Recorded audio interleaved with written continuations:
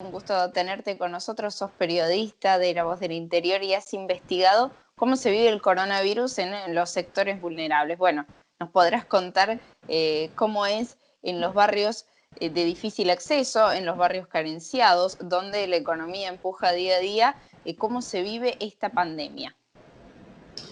Bueno, Nicole, hola a vos y hola a toda la gente bueno, toda la audiencia. Sí, la verdad que a decir verdad lo que está pasando en las zonas llamadas urbano-marginales, las zonas periféricas, aquellas zonas donde hay más necesidades económicas y sociales, es que la pandemia, el nuevo coronavirus, pega dos veces. Golpea dos veces porque, por un lado, bueno, es la amenaza que vivimos a diario todos los argentinos y toda la población mundial, pero además la característica que atraviesa estas poblaciones es que viven mayormente de un trabajo informal. Por lo tanto, al depender de un ingreso que se gestiona y se genera día a día, bueno, en un contexto donde se han cerrado muchas oportunidades y además no hay que olvidar que venimos arrastrando una situación compleja en términos económicos y sociales, la situación de estas poblaciones se vuelve realmente complicada. Es decir, que la mayor preocupación no es el contagio, según lo que has notado, sino el impacto de la economía, el bolsillo. Sí, se podría decir que el mayor problema que tienen es el acceso, ni siquiera le llamaría la economía y el bolsillo, a la comida, es decir, a las necesidades básicas y simples como comer todos los días. Haciendo un simple recorrido por distintas barriadas y bueno, villas de aquí de Córdoba, asentamientos de aquí de Córdoba, lo que se puede notar a simple vista es que la gente tiene hambre y lo dice con palabras muy crudas y lo dice de una manera muy directa. Y a esto se le suma que los resortes comunitarios que han funcionado durante todo este tiempo y que en Argentina han sido además resortes que han permitido que las grandes poblaciones se alimenten y puedan acceder a la comida y a suplir sus necesidades más básicas, hoy por hoy están muy limitadas. Están muy limitadas por el aislamiento social obligatorio, pero a su vez ese aislamiento social, yo no diría que se rompe, pero sí que se flexibiliza porque, bueno, la necesidad es muy grande y a pesar de que la ayuda se nota y a pesar de que la demanda de asistencia corre por un canal y que ese canal está aceitado por lo que se puede ver en estos días, a pesar de todo esto, en un escenario atípico, bueno, la necesidad corre con urgencia y el problema es, como te decía antes, el hambre. Hay gente que, sobre todo niños y niñas, que lloran de hambre, según lo que hemos podido registrar en los últimos informes que hemos realizado en las calles de Córdoba. Entonces, ¿Cómo hacen estas personas afectadas por el hambre? ¿Han aumentado la cantidad de asistencia en los comedores barriales? ¿Reciben su porción diaria del PAICOR? ¿Cómo hacen para conseguir alimentos en la posibilidad de que los puedan conseguir? Porque sabemos que efectivamente muchísimos se quedan sin una cena, sin un almuerzo, sin un desayuno. Bueno, funciona mucho la solidaridad familiar e intraterritorial. Hay barrios y espacios territoriales en Córdoba donde la cuarentena se cumple de una manera distinta a la que estamos acostumbrados. Muchos de nosotros no vemos hace más de 3 semanas a nuestros familiares queridos, a las personas con las que habitualmente teníamos un vínculo. En los barrios periféricos, en las villas, en los barrios, en los sectores populares, esto se da de otra manera, de una manera distinta. Es como si uno volviera el tiempo atrás, lo decíamos en una crónica, y nos situáramos en el 20 de marzo, que fue cuando se declaró el aislamiento social obligatorio. ¿Por qué decimos esto? Bueno, porque la gente transita por las calles, la gente visita a sus vecinos que habitualmente en estos sectores suelen ser además familiares. los grupos sociales no se han roto, no se han quebrantado porque se necesitan para la subsistencia. En esta pregunta que hacías vos sobre cómo hacen para arreglárselas, hay que decir que sí, que los comedores han multiplicado su asistencia, pero con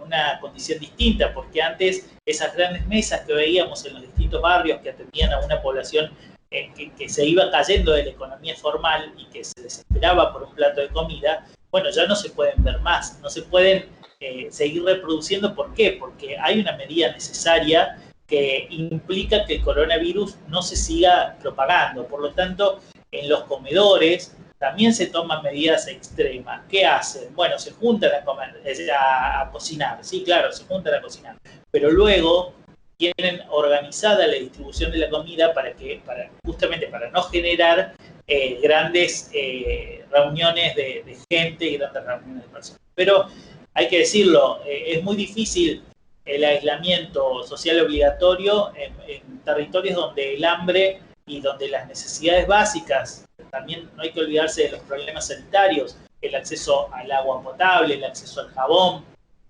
poder tener condiciones mínimas para que el virus que transmite el coronavirus no se siga propagando. Bueno, todo esto es las preocupaciones reales que tiene la gente en este momento, que va más allá del escenario actual y que se intensifique en el escenario actual la necesidad de poder saldar las preocupaciones diarias y más elementales. ¿La policía respeta esa flexibilización del aislamiento, de que las personas tengan que moverse necesariamente para asistir a un comedor, para visitar a un abuelo, a un padre, intercambiar alimentos, repartir si hubo alguna especie de changa en el día, de recurso que llegó? Bueno, hemos visto los números, ¿no es cierto?, de las detenciones que crecen día a día, que ya han roto la barrera de las 10.000 detenciones. Los números en ese sentido son muy elocuentes. Las detenciones se multiplican y se reproducen día a día. ¿Qué es lo que dicen en los territorios y en los barrios? Bueno, en los territorios y en los barrios explicitan que cuando van a buscar una ración al Paicor, por ejemplo, son detenidos por la policía. Me parece que en este escenario es algo hasta esperable, te diría yo, porque hay controles por todos lados. Entonces son detenidos por la policía, son entrevistados y bueno, en algunos casos hay personas que logran franquear esos controles policiales y hay otras que no.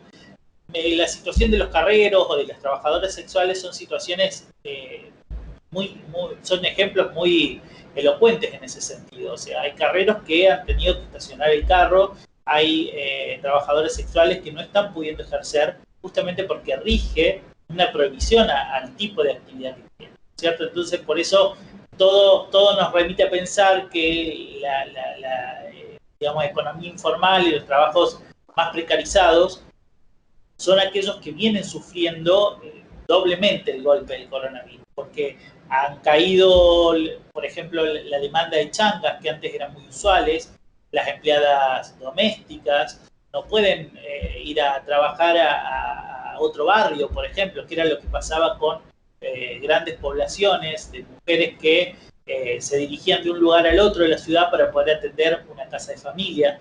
Entonces, hay una barrera que más allá de las fuerzas policiales y de la actividad que viene desarrollando el Ministerio de Seguridad en la provincia, más allá de este aspecto particular, se han cortado también las posibilidades, como te decía, de realizar un trabajo, una persona que vive en un barrio, trasladarse al otro y poder hacerlo.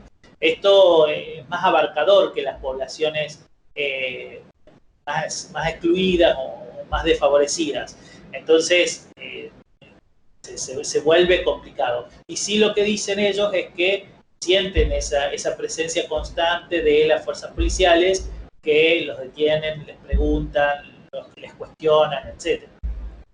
Está claro que el lado económico es el que más afecta. ¿Qué pasa con el lado sanitario? Bien decías vos, no hay agua corriente, o sea, esperar alcohol en gel, barbijos, lavandina, es mucho. ¿Cómo se las ingenian?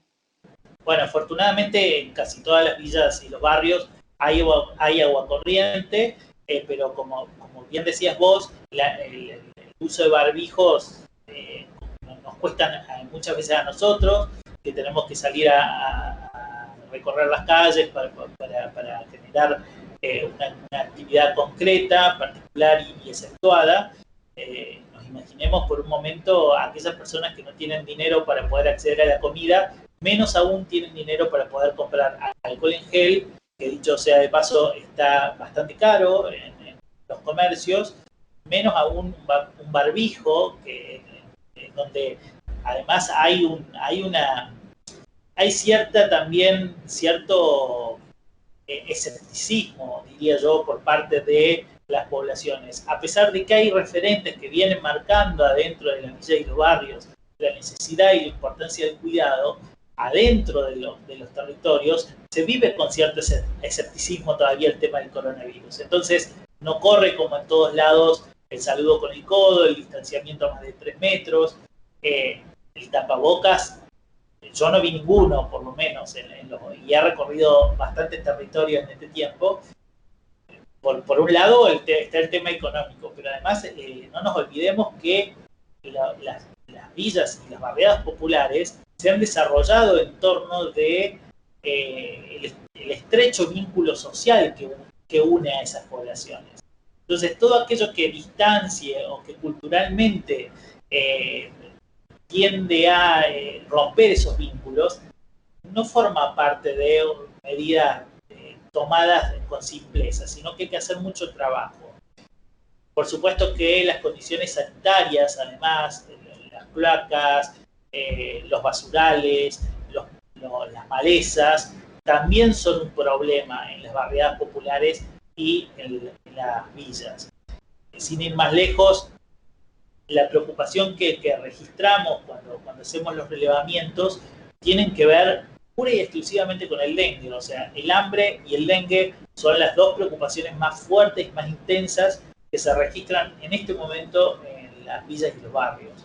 El coronavirus también es una preocupación, pero como te digo, es una preocupación secundaria. El dengue le gana la pulseada del coronavirus en las villas y los barrios.